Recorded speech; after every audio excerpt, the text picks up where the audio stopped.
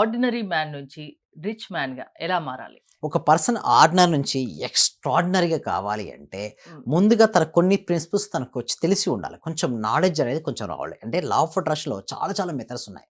But A method అంటే time line therapy అని ఒకటుంటుంది. Act as if madam. అంటే నేను ఆల్రెడీ పొంది ఉన్నట్టుగా దీన్ని ఇంకో టైమ్ లైన్ జంపింగ్ కూడా అంటారు. Act as if time line jumping అంటారు. అంటే ఎలా ఉండాలంటే ఆల్రెడీ పొంది ఉన్నట్టుగా బిలీవ్ చేయాలి. అంటే ఒక ఆర్డినరీ పర్సన్ చెప్పారు. ఒక పూర్ పర్సన్ ఉన్నాడు. తను ఏం భావిస్తాడు? తన దగ్గర మనీ లేదని పడు. 2 వెర్షన్స్ మేడం. ఒకటేమో టైమ్ లైన్‌లో రిచ్ అయినటువంటి వెర్షన్ ఒకటి. ప్రెజెంట్ ఉన్న వెర్షన్ ఒకటి. సో, ఎప్పటికి తను ఆ విధంగానే ఆలోచిస్తే, ఆ విధంగానే తయారైపోతాడు. నేనేమంటానంటే అక్కడి నుంచి మారాలి. అంటే ఒక ఆర్డినరీ పర్సన్ నుంచి ఎక్స్ట్రార్డినరీ పర్సన్ కావాలి. ఒక పూర్ పర్సన్ నుంచి రిచ్ పర్సన్ కావాలి. ఇదొక వెర్షన్, ఇదొక వెర్షన్. మధ్యలో ఏం గ్యాప్ ఉంది? టైమ్ గ్యాప్ ఉంది. ఇది క్వాంటమ్ జంపింగ్ అంటది. అంటే కొత్త వెర్షన్‌గా నువ్వు ఆల్రెడీ ప్రవేశించినట్టుగా. పరకాయ ప్రవేశం అంటారు కదా! సో, నువ్వెలా ఉండాలంటే రిచ్‌గా భావించాలి, ఆలోచించాలి. ఒక రిచ్ వెర్షన్ కాదు. దీన్ని కాన్ఫిడెన్స్ లెవెల్స్ తగ్గిన వాళ్ళు కూడా కాన్ఫిడెన్స్ లెవెల్ పెంచుకోవడం కోసం వాడొచ్చు.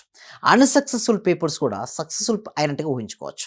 అండ్ పూర్ పీపుల్స్ రిచ్ పీపుల్‌గా అయినట్టుగా ఊహించుకోవాలి. ఫస్ట్ థాట్‌లో ఊహించుకోవడం. తర్వాత ఫీలింగ్స్ చేంజ్ చేసుకోవాలి. కాన్ఫిడెన్స్ ఎలా ఉంటుంది? రిచ్ అయినావు చాలా కాన్ఫిడెన్స్‌గా చెస్ట్ ఏముంటుంది?